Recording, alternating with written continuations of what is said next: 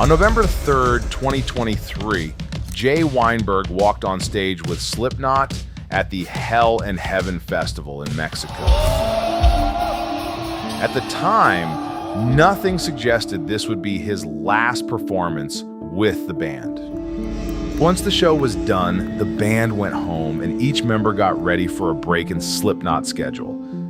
Jay, for his part, was going to use the break to undergo surgery for some serious problems in his hip. And all of a sudden, I'm like, I have this like debilitating pain in my left hip, and I can't even like walk like for days. We were off tour at the time, so I was lucky that it wasn't interfering with, you know, those kinds of responsibilities. Excuse me, but I wouldn't run for like a month, and then I'd go back and try again, you know, do my stretches, and I'll go running, and I'm like, same pain. I'm like, what the fuck is going on with my hip? So Jay's plan was to do the surgery, recover, and get back to work with the band as soon as possible. But instead, during the break, he received a weird phone call from Slipknot's manager. During this call, Jay was simply told that he was no longer the drummer of Slipknot. And nobody in the band explained why, leaving the door open for wild theories from fans. But we don't have to guess. Jay's history with the band and who they hired next tells us more than the band's vague official announcement ever will. This story starts more than a decade before Weinberg joined Slipknot.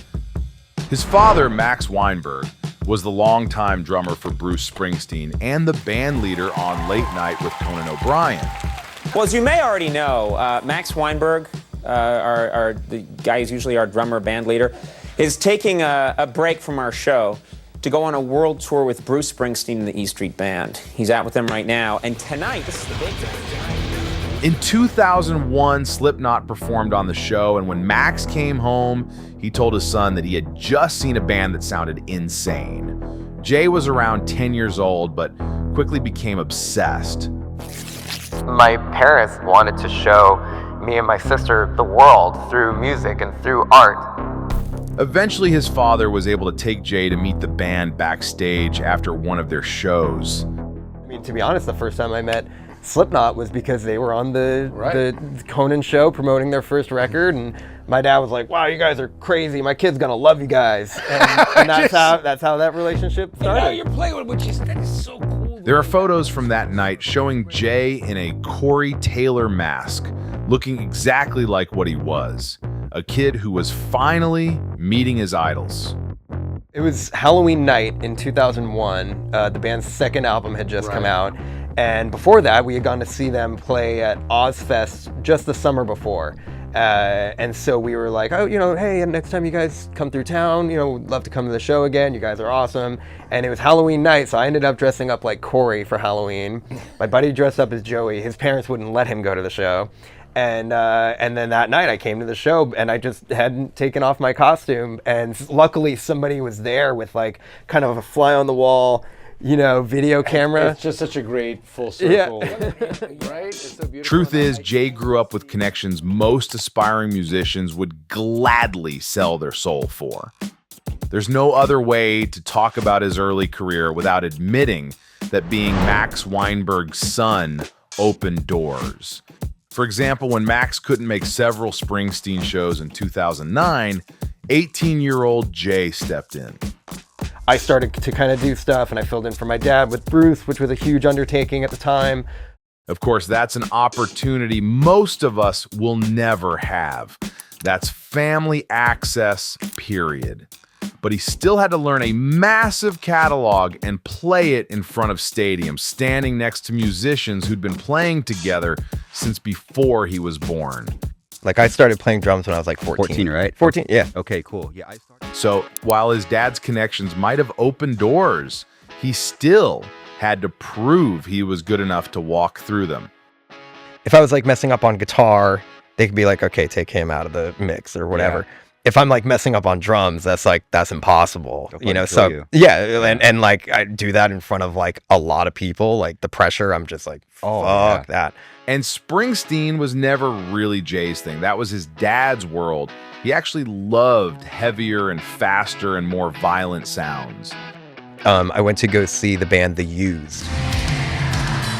And I saw Brandon Steineckert. He was the drummer in The Used. And seeing him and the ferocity and intensity and love for what he was doing, that's like what clicked for me.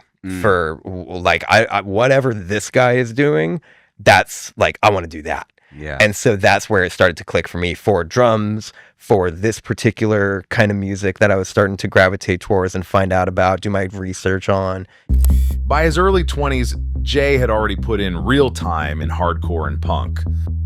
For example, he had a short stint in Madball, a longer run in Against Me as their full-time drummer, and a hardcore band of his own, Hesitation Wounds. All this to say this is no spoiled Nepo baby. This is someone who'd been grinding in small clubs, developing the exact kind of skills Slipknot would eventually need. My dad being a drummer and being a creative person, you know, he instilled in me and my sister a work ethic that a life in music takes a lot of dedication. Which takes us to the end of 2013, when Slipknot was in an extremely fragile position. Paul Gray had died 3 years before, and not only was he one of the band's founding members, he was actually one of its central songwriters. So even if Slipknot kept going, its future was somewhat uncertain. Things only got worse when Slipknot separated from Joey Jordison. I won't go into too many details about that here, as I have a full 40 minutes documentary on Joey you can watch later. For this video, we can just say that Joey, much like Paul, had helped build the band from the ground up. I mean, he was the one who came up with the name itself, for one thing. And his speed, precision, and unusual sense of groove were a huge component of Slipknot's unique sound and identity. Joey later insisted that he had no intention of ever quitting the band and suggested that he had been fired via email while in a hospital bed dealing with his own health issues. Anyway, Slipknot replaced him with Jay, who always maintained he initially entered the situation without understanding the full picture. In fact, he was invited to a secret audition right when he was about to put drumming on hold to focus on school. I stopped touring entirely and went back to school. My manager, who managed this band I used to be in, calls me and says, "What are you doing?" "I have something. I think you'd want to do it. Can you just trust me and get out here to LA?" Without hesitation, I was just like, "Yeah, okay, I can do that." I didn't know what it was for, but I knew if someone is asking me to come play drums on something, I want to kick the shit out of it. So it was literally like, set up a drum set and you're gonna audition for Slipknot in 20 minutes. And I believed that the person that they would want to play drums in their band would be the kind of person that you could tell them, set up your drums and play 20-something Slipknot songs, and that person could do it. That's the kind of drummer that Slipknot deserves, in my opinion. So that was kind of like my job in that moment. Right. The invitation was deliberately vague, and he did not know that Jordison was about to be removed from the band. The day I submitted my final requirement for school, was in December of 2013, is when I got asked to play with Slipknot. Where were you, do you remember when you heard the news about Joey? Yeah, it was after our first jam session together. Oh, man. Yeah, it was the next day that was announced. People sometimes talk about Jay like he schemed his way into the job of a childhood hero, but according to him, that's not true. He took an unusual invitation, walked into a secretive room, and only realized what the audition meant once it was already happening. It's also interesting that he was hired without being given the full story, and 10 years later he would be fired the same way. But setting that aside, when Jay first joined Slipknot, many fans rejected him almost automatically. They wanted Jordison back, and every difference became a criticism. If Jay altered a fill, they claimed he was disrespecting the original. If he copied Joey exactly, he lacked his own identity. If a song sounded faster live, he was rushing. If it sounded restrained, he lacked Joey's aggression. So finding my own place in that was a huge, experiment in and of itself. Jay survived largely because he never seemed bitter about the comparison. He stepped into the role with real gratitude. And over time, as he kept touring the world with Slipknot and played every show like he had to keep proving himself, the hostility faded. But yeah, just surviving the boot camp of that alone, understanding the dynamics of this, because you've got, I was like, man, I'm around 7 other personalities that are like very intense, Eventually, he stopped being simply a player and actually helped the band rebuild, contributing to the writing of several tracks on The Great Chapter. We should try to capture what we do in the studio and have that be our records. That's what we did. And I feel like it shows. I feel like it reflects the energy between myself and the guitar players and our extra percussionists, our vocalists. That's all working together. By the time Slipknot released We Are Not Your Kind, Jay was no longer perceived as the substitute drummer, and his playing had officially become part of the band's new sound. How rewarding does it feel that We Are Not Your Kind hit #1 for the US charts? Very rewarding. That's the best word that I could use to describe, how we feel after making a record that we're really happy with, that we're really proud of, and the fact that it resonates and seems to resonate with a lot of people is really exciting for us. Yes, I love the new album. He later contributed to The End So Far, bringing his total to 3 Slipknot albums across nearly a decade. This alone implies the band didn't fire him simply because they didn't like his style. However, someone claiming to be his drum tech left some comments on Instagram arguing that Jay struggles with live shows, his double bass playing is terrible, and that he's always rushing the songs. If this is a legit source, then it could partly explain why he was later fired. But then the firing wouldn't be such a mystery for Weinberg if that was all there was to the decision. But speaking about lack of communication, it's also interesting and relevant to the conversation that before he joined Slipknot, Weinberg had already quit 2 bands on bad terms. Laura Jane Grace of Against Me accused him of poor communication and suggested that members of the band learned about his decision of quitting the band through social media. And Madball frontman Freddie Christian also criticized him for similar reasons after their working relationship ended. Those incidents don't prove Jay had problems with Slipknot, but they challenge the idea that he was completely blameless. Keep in mind that he joined the band at just 23 and may have struggled with the politics of working alongside older musicians in a complicated high-pressure organization. Slipknot was initially introduced as 9 equal anonymous members. But over time, and especially after Gray and Jordison's deaths, it became clear that Clown and Corey Taylor held more influence than the others. The band also proved that individual members could be replaced without changing Slipknot's larger identity. Alessandro Venturella replaced Gray, Jay replaced Jordison, Chris Fenn left during a legal dispute, and Craig Jones departed in 2023 with almost no explanation.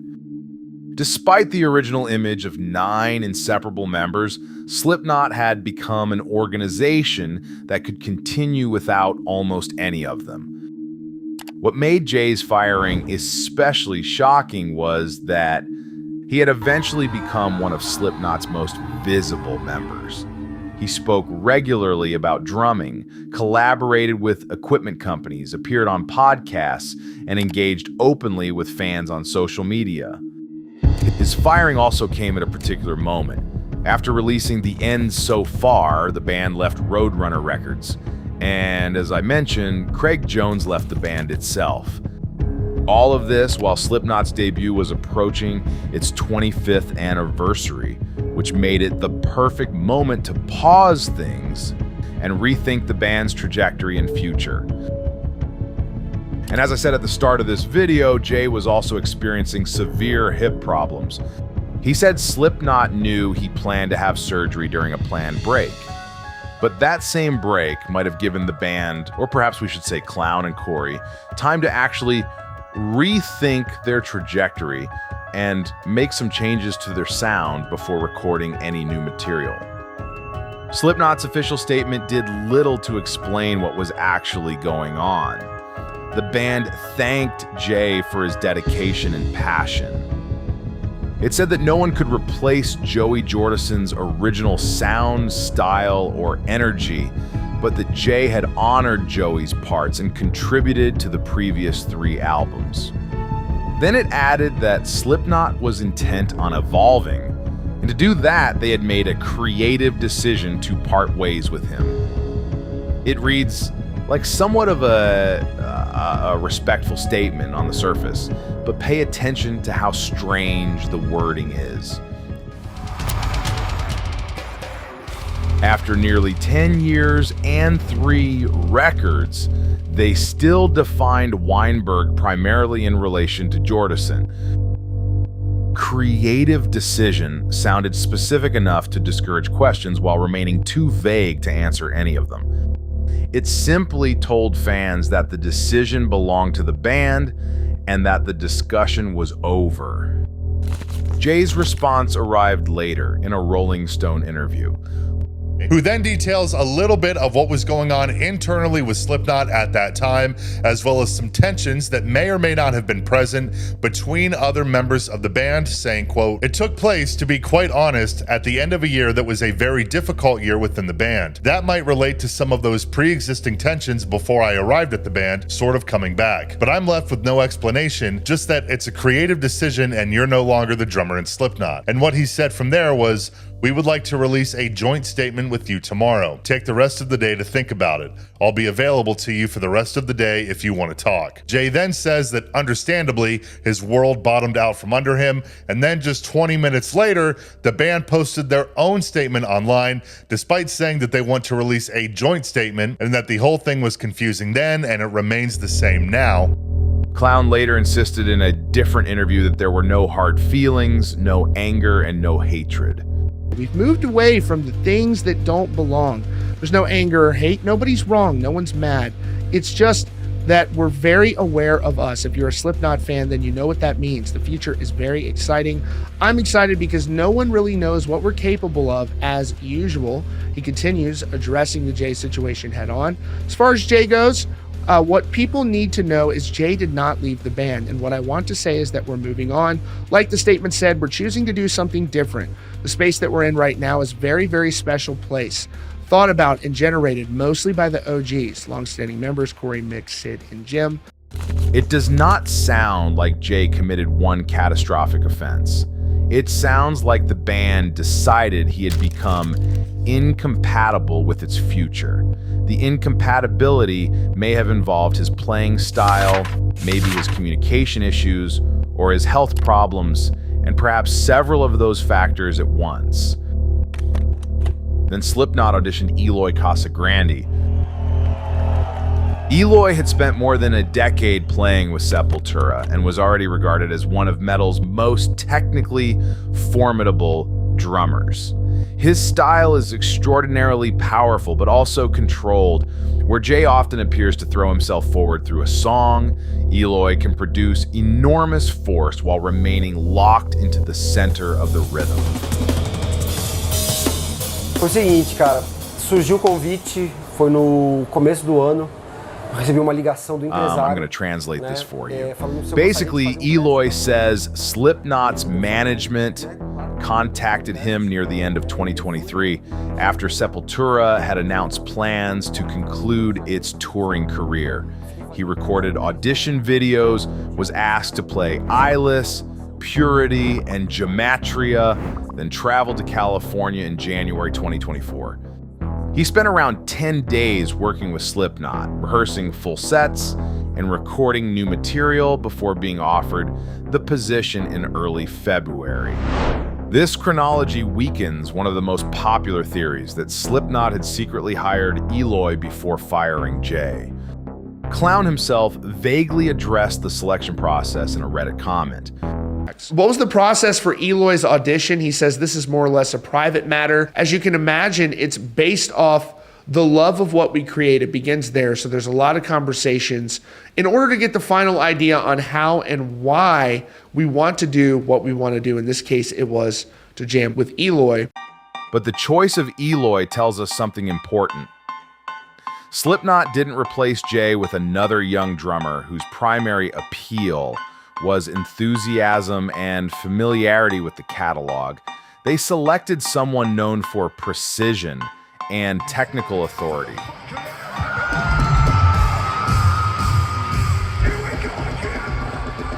And Eloy's arrival changed the physical center of the band immediately.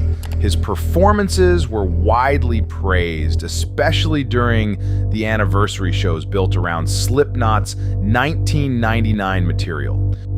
Fans heard older songs played with a combination of speed and weight that reminded many of Joey while still sounding distinct.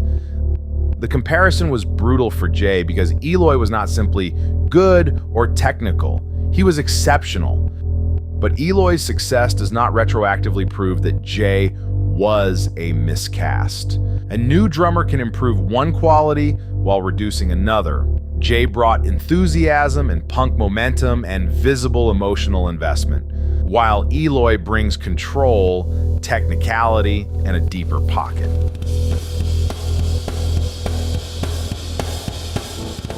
And Slipknot may simply have decided that the second set of qualities better represented where it wanted to go moving forward. Which brings us back to the central question. What actually happened between Weinberg and the rest of the band? And why did they fire him? Well, at the end of the day, the evidence does not support one simple, clean, or scandalous theory. Jay's tempo and playing style may have contributed, but they cannot explain the entire decision because for 10 years, Slipknot had known exactly how he played. And while his hip surgery may have affected the timing, there is also no evidence that his health issues caused the firing. So, at the end of the day, internal chemistry is probably closer to the truth. When Jay entered Slipknot, he was originally a young fan, and perhaps his main focus, very understandably, was on not screwing up this opportunity and do his best to satisfy several older musicians who have strong personalities and complicated relationships. But as time went on and he developed more confidence, he must have naturally wanted more say creatively, and perhaps more money as well. Meanwhile, Slipknot was entering a period of transition, and the leadership concluded that Jay was no longer the kind of individual they wanted to work with to get Slipknot to become what they wanted the band to sound and feel like. And yes, they had the right to change drummers, and they may even have made the correct musical decision for the band's future. But it's also true that Jay can also have been treated poorly after giving nearly 10 years of his life to the group. Clown's insistence that there was no bad blood may be sincere, but that doesn't make the way Slipknot fired Jay any more respectful. It can simply mean that they did not care enough about him to have any strong feelings on this at all. Jay stepped into Jordison's position under enormous pressure and helped carry the band through 3 albums during one of the most unstable periods of its history. And then, one random day with no warning at all, the band's manager called him to fire him. but Jay does not need Slipknot to have been morally correct for the decade spent with them to have mattered. The tragedy, such as it is, lies in the difference between how the relationship looked and how it functioned. To the audience, Jay had become one of the 9. He may even have become emotionally indispensable to some version of Slipknot's story. But what he never became and never could be was one of the people who ultimately decided what Slipknot is. And yet, his story is one more reminder of what this band truly is.